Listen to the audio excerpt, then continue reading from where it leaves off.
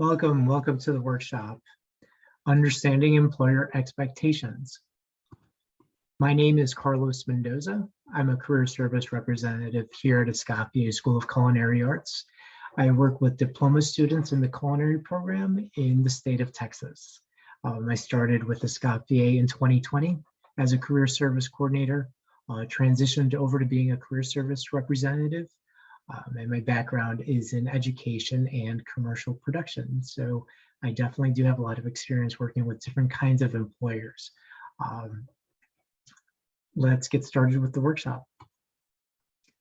Our main objective here in career services is to really use your skills and your past achievements and your culinary education and what your goals are, and really try to set you up for success, get you over to that where you want to be when you came into the program, right? To advance your career in the industry after you graduate, or even while you're still here.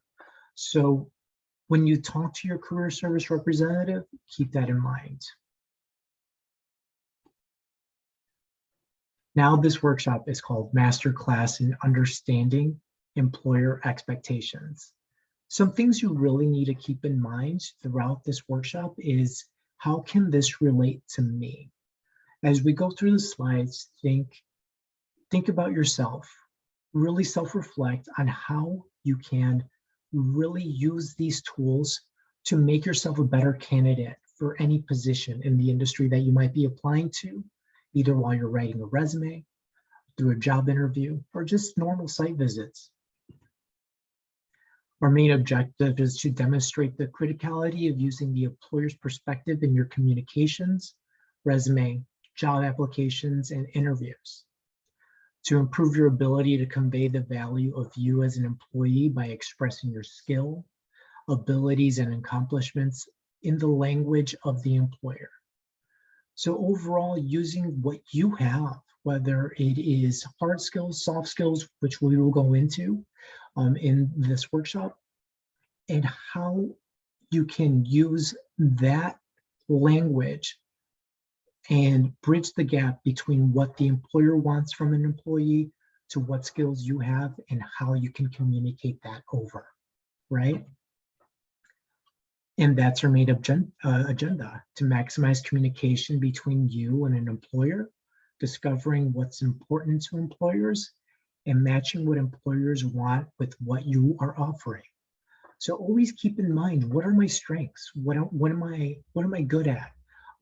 Whether it's hard skills or soft skills, these are things that we're going to go into in this workshop. Now let's talk about bridging the communication gap. Now, what you may ask, what is that exactly? And that is just speaking the same language as the employer. You may have your perspective when you're looking for a position, but an employer has their own. So what we're going to try to do is get that to meet and find a good middle ground. We're going to bridge that communication gap. Like, for example, some perspectives that you might have going into any job application process is, I can only work Tuesdays, Thursdays. I don't want to work Sundays. I need at least 25 hours a week. I want to practice my skills. How much do you pay? These are things that you may think about. But the things that the employee might be thinking about is, I want someone that may have full availability, someone that I could count on to show up. Do you keep your workstation clean? Will you take care of the food like you paid for it? Again, these are things that the employer might be thinking. So you really need to start thinking like the employer and say things that might answer these questions about the employee to the employer, right? Now, change your communication focus to include more employer speak. How do you do that? Well, by bridging the communication gap. As you can see here in this graphic, the applicant is using the employer's frame of reference to make the connection to what the employer is looking for, right? How do we make that connection? Like, for example, if you say, I'm available to work 7 days a week, that may be perceived as, okay, this person's willing to work. If you say you're highly dependable, that may be perceived as, yes, this person is not going to call off. If your motto is clean as you go, they're thinking this reduces training time, right? So really think about what you're saying to really get what the employer wants in an employee. Another example here, food cost management is so important. They're thinking, wow, this person is thinking my wallet is their wallet, right?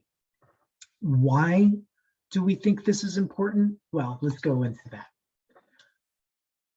What is the basis of employee speak? Well, every employer is going to have metrics. You may ask, what are metrics? Metrics are things that every company uses to evaluate success, right? And what are things that they're looking for? To increase sales, decrease costs, reduce waste, improve throughput, minimize turnover, improve teamwork, enhance consistency, maintain cleanliness, maximize customer satisfaction, minimizes overtime. All these are things that they're looking for. So what are we going to say to trigger these things in the employer's mind, right? Well, to achieve these business metrics, employers want hard skills. Hard skills are things that you've learned, for example, in class, like knife skills, cooking techniques, equipment familiarity, kitchen terminology, recipe scaling, decorating consistency, sanitation knowledge, safety awareness, product identification, baking techniques. So when you think of these skills, these are things that you've learned, right? And really only apply to culinary or baking positions at hands. Well, they're not only looking for hard skills, right? Hard skills are very important because they're things that you learn. They're things that they're looking for in someone that has gone through culinary school, right? But they're also looking for soft skills. And to achieve the business metrics employers want, transferable soft skills. Now, soft skills are things that you can apply to any job in any industry, right? Like, for example, if someone's open to criticism, someone that pays attention to detail, conflict resolution, stress management, decisiveness under pressure, a person that's committed, someone that has really good interpersonal skills, someone that has really good enthusiasm, a good, strong leader, or someone that's incredibly organized. These are skills that really show an employer that you are the person that they want, right? And why is it important to have these skills? For example, I had a call with a student earlier today, and I told him he's a very kind, warm person. He has a very good enthusiasm when it comes to work. And I told him, you need to show this enthusiasm when you go in there for your interview, right? Why is it important? Because commercial kitchens are probably going to be pretty tight. You're going to be working with a lot of people. So all these skills, these soft skills, are really important to have a good team. And a good team will run a proper business properly. So you really need to think about what they're looking for and really gauge what you're good at and express that in your resume, in your interview. Always have that on the forefront. And it's really good to keep these things, think of them before you walk in, right? Because you want to have them ready. If they ask you, what are some great soft skills that you have, or what are things that you're good at? You could mention some hard skills and some soft skills that you've thought of already before going in. Now, we consider hard skills and soft skills so important that we even include the soft skills in your weekly timesheets. We rank you 1 through 5, and some of the soft skills that we go through are professionalism, sociability, time management, work ethic, and reliability. These are so important that we want to include them in our timesheets, and we want you to really think about them while you're going through externship, because these are skills that you really want to carry on if you want to propel yourself to a successful career in the future, right? Where do you find each employer's version of employer speak?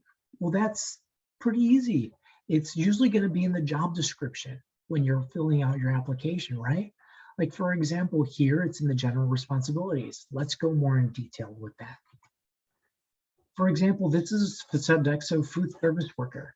As you can see on the left here, there's some general responsibilities, reads recipes, weighs, measures, mix, wash, peels, cuts, grinds, stirs, strain, seasons, needs, food stuff for cooking, serving, and storing. Now, these are some hard skills that you've learned in class more than likely, like properly stores food, keeps records, regulatory rules and procedures, basic cooking responsibilities, safety and risk management policies. These are things that you go over thoroughly in class. So these are some hard skills that you would either learn from a different culinary position that you've had in the past or from culinary school that they're looking for in an employee. Now let's look at over to the other side in the skills and aptitude. Someone that has a positive attitude and the ability to communicate with coworkers. Of course, these are going to be looked at as some soft skills that you might be able to apply to, like, let's say you've never worked in the industry per se, but you've had a position in a different job. Like, let's say you work customer service. You had excellent communication with coworkers. You showed great professionalism. You were open to learning. You had maintained high standards for your work areas and appearance. These are all soft skills that you can apply to your resume, to your interview, and that really marries the soft and hard skills that they're looking for a successful employee. Now let's go into this other position. It's the pastry cook job at Roy's. Proven experience as a pastry cook is something that they're looking for. Here's some soft skills: great attention to detail and creativity, organizing and leadership skills, willingness to replenish professional knowledge. Now, as you can see, these others are going to be some hard skills like in-depth knowledge of sanitation principles, food preparations and baking techniques, working knowledge of baking with ingredient limitations. That's some hard skills that you might have learned in class or in a different position in the industry. Certificate in culinary arts and pastry making and baking. Well, you're in culinary school. If you're in the baking and pastry program, that's something that you will definitely have for this position. So as you can see, positions are looking for soft skills and hard skills when they're looking for a prospective employee. So your best bet is to really try to marriage that language of what you're looking for and what they're looking for, and trying to make that connection, right? Using the employer speak gets this heard and hired. Like, for example, they might say, I'm looking for someone that has knowledge of kitchen equipment. You could say you've used a variety of kitchen equipment in fry, broil, and pantry stations. They might be looking for a team player. One thing that you can say is you work to develop team spirit on the line during high volume. One thing you can say they're looking for is a proficient person with knife skills. You can say you've executed consistent knife skills. Another thing is someone that's consistent in executing menu items. You've used knife skills to produce consistent menu items and plate presentation. So it's all about your perspective and what you're saying and what they're looking for and how to say it to make it bridge the gap and make it what they are looking for. Now we do offer, we are going to give a handout with this workshop. And please use this handout to really identify some of the hard skills and soft skills that you might have for these questions. So go through these questions and really think about how your hard skills and soft skills get you to where you're able to answer these questions with your own personal skills. Like, for example, what were your performance goals and what skills did you use to meet or exceed them, right? Think about that in any position that you might have had, right? Think hard skills, think soft skills. What are you known for on the job site, right? Think hard skills, think soft skills. Like, for example, if you worked at a bakery and you were making 25 cupcakes, but then the last minute they said, oh, I want 100 cupcakes. what skills did you have, hard skills? You were able to change the recipe depending on how many cupcakes you had. You were able to think on your feet. That's a soft skill. So really think about that going into these questions when you're thinking about your hard skills and soft skills, and write them down. Really write them down, because it's really important to know what hard skills you have and what soft skills you have, going like when you're writing your resume, when you're going to a job interview, and so forth. And let's go through some other questions so you could have them in mind. Like, what would fall apart if you weren't at your job for a week? How did you become the first or best, most effective in any particular function? How did you regularly meet your deadlines? If you made a mistake, how was the business affected? Now, for that one, always think, how was it affected, and how was I able to overcome that hardship, right? It's always good to let an employer know how you were able to overcome a hardship if you've suffered, if there was a mistake, right? Now we're going to go into the top 7 requirements for a successful externship. Externship is a class, and it is the last class before you graduate any program that you're enrolled in. And all the hours that you work must be during that externship period, right? So if you're required to, it depends what program you are, you're required to do 150 to 180 work hours. So you have to complete those hours in that designated amount of time of the externship class in order for you to be successful in completing the program. And why would you need that? Is because we want you to have a real life experience in an approved culinary business, which builds on the skills and techniques that we covered in the classroom. We want you to have someone with the oversight of an on-site supervisor with a food service background to really pay attention to what you're doing. I know this doesn't apply to everyone because some of you are already working in the industry and you might be able to use that for your externship. Of course, you are required to submit a site review, and we approve the paperwork, and we go through the externship approval process with the coordinator and myself, and we go through and see if it's a qualified culinary or pastry position or whichever program that you're in order to use that site successfully for externship. Externship must be completed in order to graduate the program, and is ultimately your responsibility to acquire and obtain an externship site with the assistance of us here at Career Services. Again, please email Career Services if you haven't heard from your Career Services representative. We're here for, we'll assist you with any job search assistance now or in the future. We're able to connect you with our employee partners or any business that you may are looking or intend to do externship at. Another thing that we may have is a free alumni association membership, and that is something that is a great resource to use. We'll go more into detail on that in a little bit. And also participate in the postgraduate contact with Career Services to receive lifetime career services assistance for the duration of your professional career. So whenever you might need us here in Career Services, we'll be here to assist you with anything that you might need.